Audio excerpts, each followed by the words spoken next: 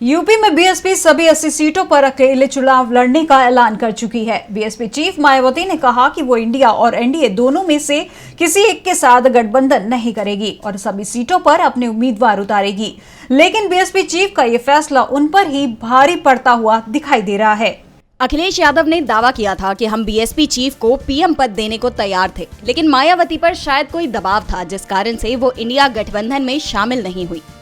कांग्रेस ने भी बीएसपी को इंडिया में शामिल करने की पूरी कोशिश की, लेकिन मायावती ने प्रदेश की सभी 80 सीटों पर अकेले चुनाव लड़ने का ऐलान कर दिया।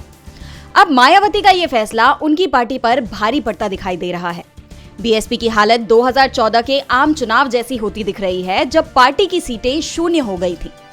बीएसपी की कमजोर हालत को देखते हुए पार्टी के सभी 10 सांसद पाला बदलने की तैयारी में हैं। इनमें से कांग्रेस के संपर्क में 3 तो सपा के संपर्क में 4 सांसद आ भी चुके हैं, जबकि बचे हुए 3 सांसद भी कतार में खड़े हैं। यानी 2019 में बीएसपी को जो 10 सीटें मिली थी, इस बार वहां उसके पास एक भी सांसद नहीं होगा। बीएसपी सांसद दानिश अली कांग्रेस के टिकट पर अमरोहा से चुनाव लड़ेंगे, ये तय हो चुका है। गाजीपुर सीट पर सपा पहले ही बीएसपी के सांसद अफजल अंसारी को टिकट दे चुकी है। बिजनौर से बीएसपी सांसद मलूक नागर सपा के संपर्क में बताए जा रहे हैं। जौनपुर से बीएसपी सांसद श्याम सिंह यादव पहले कांग्रेस में जाने की तैयारी में थे, लेकिन ये सीट अब सपा के हिस्से में चली गई है। ऐसे में वो सपा में जा सकते हैं। घोसी से बीएसपी सांसद अतुल राय के भी सपा में जाने की खबरें आ रही हैं, जबकि श्रावस्ती से सांसद राम शिरोमणि वर्मा और अंबेडकर नगर से रितेश पांडे बीजेपी और इंडिया गठबंधन दोनों के ही संपर्क में बताए जा रहे हैं।